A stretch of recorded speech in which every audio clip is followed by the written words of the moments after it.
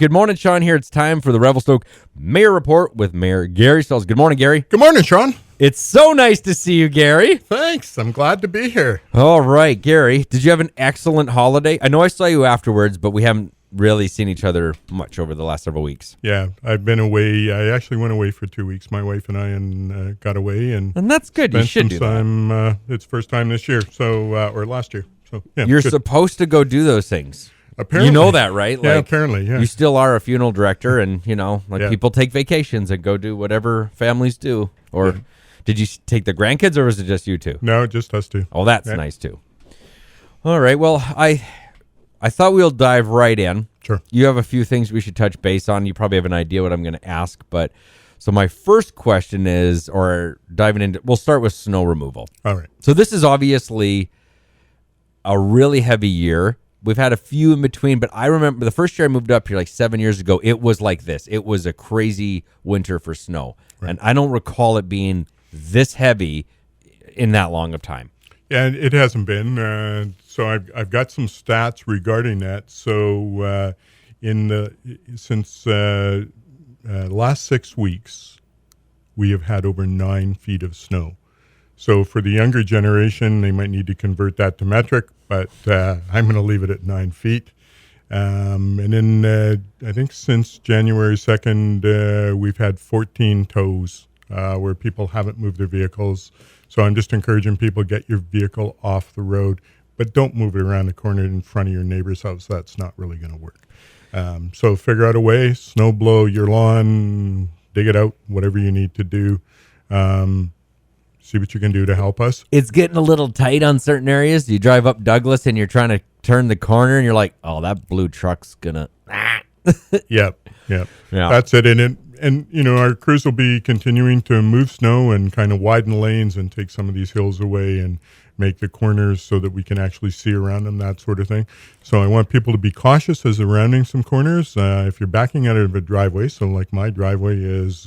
I drove by it. It's 10 feet high on each side sort of thing. So I've got to honk my horn and make sure I'm pulling out very slow so everyone knows that I'm there.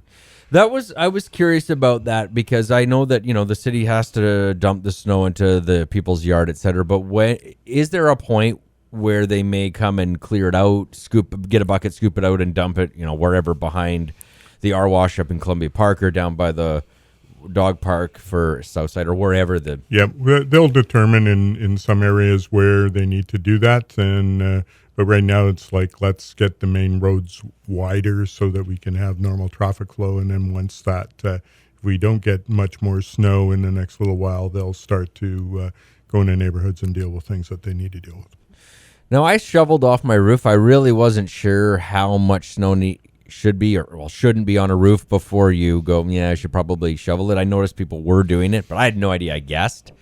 Is there like does the city issue out a release on whether or not, like when a certain amount of snow is hit, where they go, if you have this type of roof, you need to shovel it now? I'll have to check into that. I know years ago, one of the former building inspectors would kind of give an idea of saying, hey, it's time to shovel. So, you look at it now, I'm looking at my roofs and my house and kind of checking where I know there's been some problems in the past. And I look at my building downtown, which has a flat roof, and going like, yeah, it's just about time. You need to get a helicopter and just put a snowblower on the roof and be done with that nonsense because... Yeah. Just build a little shed for it up there. Yeah. Okay, so that's what's going on with snow removal. I kind of figured as much. Can you continue not to plow in front of Marco's house? Because it's funny for me. Thanks. What else do you got on your docket there? Well, we're going to just talk a little bit about highway closures and that sort of thing. So the highways crews have been...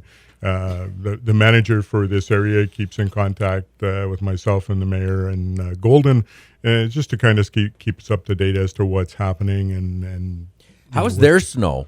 Are they kind of similar to us? Or? Well, they don't have as much, but okay. They've got they've got significantly more than what they normally have. Okay. Just talking to one of my colleagues, he drove from Salmon Arm to Golden, I think January the 1st, and pretty much indicated it was a 4-hour drive from Salmon Arm to Revelstoke just because of the ice and the potholes and whatnot. So I came through a couple days later, and it's fairly clear. That's good. All right. I just noticed in the news, and you just had touch base that you hadn't checked it out yet, that an article came out about that there wasn't going to be the homeless shelter that was proposed, planned, hopeful, etc. And maybe they'll look at it next year. Was that a decision from council, or was it because just now we're well into the winter season and it's kind of... No, it's actually a decision of the proponents that are putting it together who are going to manage it. They don't have the capacity or the staff to operate it at this point. So they're looking for proper training, that sort of thing, to be able to deal with that, and capacity. Okay, so it was an internal choice, not a city hall choice. Yeah, that's okay. correct.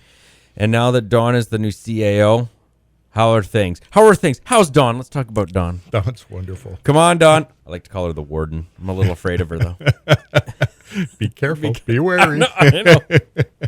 I think it's good that I'm appreciative of having her there. She's a local girl. She's worked her way up through the civic process. She's been there 20 plus years, so she kind of has some nuances of what's going on, and the staff like her. I think it'll be interesting because I asked a previous CAO if, off their recollection, if there was ever somebody internally hired that was from the town that understood. The town's funny. Let's face it. Revelstoke's got some quirky nuances, and you know what they are, and you know them because you've been here for so long, and you can't know them if you are a new CAO from wherever. It doesn't matter. And the press releases from any city make me so annoyed because they're the same damn thing. It's like, we're so excited to bring in Bill Billerson, and he's got blah blah experience, and Lottie friggin' da, and who cares?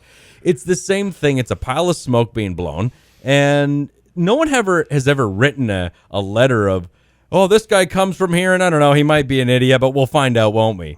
So I kind of was thinking, well, maybe it's time for a change. And sometimes when you hire internally, they have more passion for the city than someone from the outside. So it might be an interesting, or will be, an interesting couple of years, several years, or whatever happens to see how it goes. Yeah, and I'm optimistic. She knows the community. She knows the people. Well, she loves it in a way she knows that the staff. an outsider wouldn't. You know, and that's it. So I can look at her, and I can look at my wife, who's lived here all of her life as well, and you look at it and say there are nuances. There are things that they know that you cannot learn. Yeah. And so it's a bonus, I think, for our entire community. And we're seeing some wonderful things happen at City Hall. There's everybody's working together, and I'm very pleased with how she's able to move people into places where they're comfortable being. I heard that Dawn implemented a Hawaiian shirt Thursday, so that should be fun for everybody at City. Oh, thanks, Sean. I appreciate that. All right, so if you have any questions for Gary, of course, email him directly, and he'll figure out the answers, and he can bring them back up to the morning show, because if one person is wondering, there's usually at least 100 inquiring minds that would like to know. Thanks for coming up, Gary. All right, thanks, Sean.